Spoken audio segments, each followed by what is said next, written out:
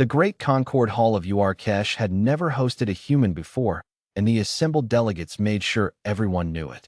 Rows of towering Vekari warriors lined the amphitheater, their chitinous plating gleaming under the amber floodlights, mandibles clicking in low, contemptuous rhythm. Beside them stood the Brownoth pack, wolf-like quadrupeds the size of horses, fur bristling, eyes glowing a dangerous violet. This was the trial of standing, the ritual by which any species wishing to join the interstellar concord had to prove its worth. Each delegation would present its fiercest warrior, and the warriors would compete in a series of trials: strength, endurance, tactics, and finally, unarmed combat. Earth's invitation to the concord had been controversial from the start.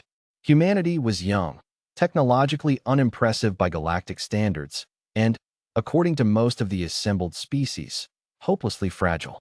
Soft skin, no natural weapons, no claws, no venom, no armor.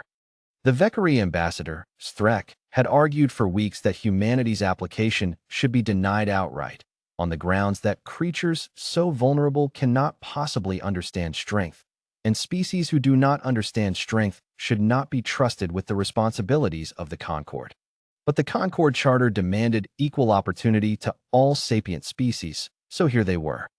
Ben Whitfield, the sole human diplomat present, sat in the human delegation's box, which was really just a single chair, since Earth had sent exactly one representative to this event, given the astronomical cost of interstellar travel and the fact that nobody back home had expected them to actually be taken seriously. Mia Torres, his aide and translator, sat beside him, drumming her fingers nervously on the armrest. "Ben," she whispered, "they're going to laugh us out of the sector. You know that, right?" "Probably," Ben said, watching the Brownoth pack alpha flex, rippling with muscle, letting out a rumbling growl that shook dust from the rafters. "The Vekari champion killed a Grethner hive queen with his bare claws," Mia continued. "The Brownoth's fiercest warrior once fought off 3 orbital drop pods solo. And we're supposed to present someone who can beat that." "We're not," Ben said calmly. "We're supposed to present our fiercest warrior. Those are different things." Mia stared at him. "Please tell me you didn't bring who I think you brought." Ben smiled and said nothing. The Herald, a floating orb of light that translated and amplified proceedings across all species' sensory ranges, called the ceremony to order. The trial of standing begins. Each delegation will present their chosen champion, the one who embodies their species' strength, resilience, and will to endure. Let the Vekari hegemony present first. Strek rose, mandibles parting in something like a smile. The Vekari hegemony presents Karzel the Unbroken, victor of the Hive Wars, slayer of the Null Beast, undefeated in 400 trials of combat. A massive Vekari warrior stepped into the arena, easily 3 meters tall, twin serrated blades extending from his forelimbs, his carapace scarred with the trophies of 1,000 battles. The crowd erupted in shrieking applause, the Vekari equivalent of a standing ovation. "The Brownoth pack presents next," the herald called. The Alpha itself stepped forward, not a champion, but the pack Alpha, choosing to fight personally, a mark of supreme confidence. It was 7 feet at the shoulder, fangs like ivory daggers, claws that could shred Duracrete. It threw back its head and howled, and the sound rattled Ben's teeth even from the human box. "And now," the herald intoned, turning its light toward the human delegation. "Will the human delegation please present their champion?" Every eye in the chamber turned toward Ben. Whispers rippled through the crowd. Snickering. A few outright laughs from the smaller Grethner attendants near the back. Ben stood, straightened his jacket, and spoke clearly. "Humanity presents our fiercest warrior, my grandmother, Eleanor Whitfield." The silence that followed was total. Then the laughter began, first from the Grethner, then spreading through the Vekari ranks, a horrible clicking cackle, and even the Brownoth pack let out barking howls of amusement. Mia put her head in her hands. "Oh my God, Ben." But Ben simply turned toward the chamber doors and said, "Grandma, you're on." The doors slid open. Eleanor Whitfield was 83 years old. She stood 4'11" in her orthopedic shoes, wore a cardigan the color of a robin's egg, and carried a floral tote bag that clinked faintly with the sound of what might have been knitting needles. Her silver hair was set in tight curls, and she peered out at the alien amphitheater through thick bifocals with the mild, unbothered expression of a woman waiting for a bus that was running a few minutes late. The laughter in the chamber redoubled. Strek had to steady himself against his own throne, mandibles clattering with mirth. "This," he wheezed, "this is humanity's champion? A geriatric female incapable of independent locomotion at speed. She walked here from the shuttle bay just fine," Ben said mildly. Eleanor shuffled to the center of the arena, set down her tote bag, and looked up and up and up at Karzel the Unbroken, who stood grinning down at her with obvious contempt, twin blades gleaming. "Oh, aren't you a big one?" Eleanor said pleasantly, in the tone of a woman commenting on a nephew's growth spurt. The herald translated dutifully, which only made the Vekari laugh harder. The trial master, a neutral Grethner official, called for the first event, a test of strength, wherein each champion would lift and hold a ceremonial stone slab representing the weight of the burdens their people carry. Karzel lifted his slab, a 500-kilogram block of Vekari granite, with a roar of triumph, holding it aloft as his delegation cheered. The Brownnoth Alpha simply crushed its slab between its jaws, spitting gravel dramatically. Then it was Eleanor's turn. The trial master, looking distinctly uncomfortable, gestured to her slab, sized identically for fairness.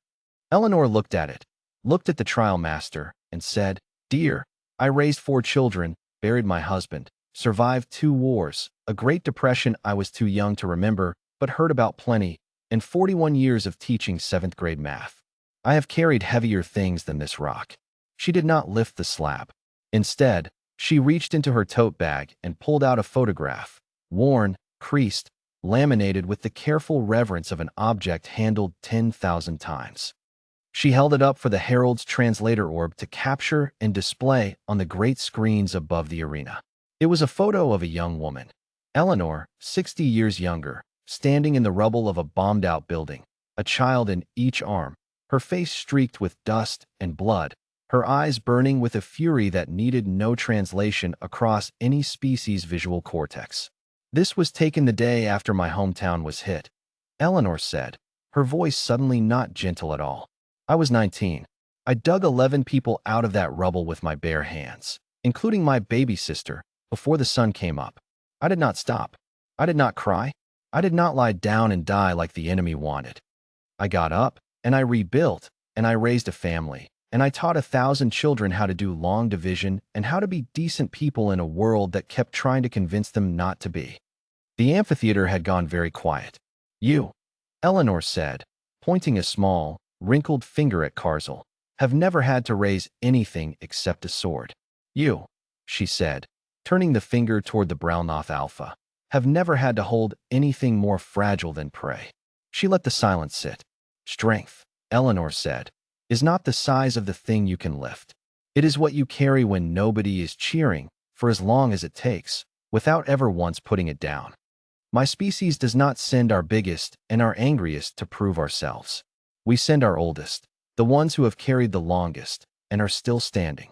The trial master, visibly shaken, consulted with the other officials for a long, uncomfortable moment. Then he turned to the assembly. "By the ancient charter of the Concord," he announced, "strength is to be judged not merely by physical measure, but by the will to endure, the capacity to protect, and the wisdom carried forward through hardship. The human delegation's champion has demonstrated all 3, in a manner this tribunal did not anticipate and cannot dismiss." Strek sputtered furiously. "This is absurd." "She lifted nothing. She fought no one. She has fought," the trial master said quietly, "longer than either of your champions have been alive." Eleanor, meanwhile, had produced a tin of butterscotch candies from her tote bag and was offering one to the stunned Brownnoth Alpha, who, after a long, confused pause, took it gingerly between 2 enormous claws. There, Eleanor said, patting its massive paw. "You did fine, dear. It's not a competition, really. Well, it is, but you did fine." In the human box, Mia was laughing so hard she was crying. Ben just smiled, arms crossed, watching his grandmother charm an apex predator with hard candy in front of an entire galactic council. "Humanity," the herald finally intoned, still recalibrating its translation algorithms, is granted provisional standing within the Concord. The chamber erupted, not in laughter this time, but in the confused, grudging applause of 1,000 species who had just learned, in the space of a single afternoon, that they had badly misjudged what strength could look like. Eleanor zipped up her tote bag, picked up her cardigan where it had slipped off one shoulder, and shuffled back toward her grandson. "Well," she said, "that was nice. Ben, dear, is there somewhere I can get a cup of tea? All this talking has quite worn me out." Ben offered her his arm. "I think we can arrange that, Grandma." "Good," she said. "And put that photo away, would you? I don't like people staring." Behind them, Streck was still staring at the space where Eleanor had stood, mandibles opening and closing with no sound coming out at all. The universal expression, in any language, of a being who has just realized he has absolutely no idea what he is dealing with.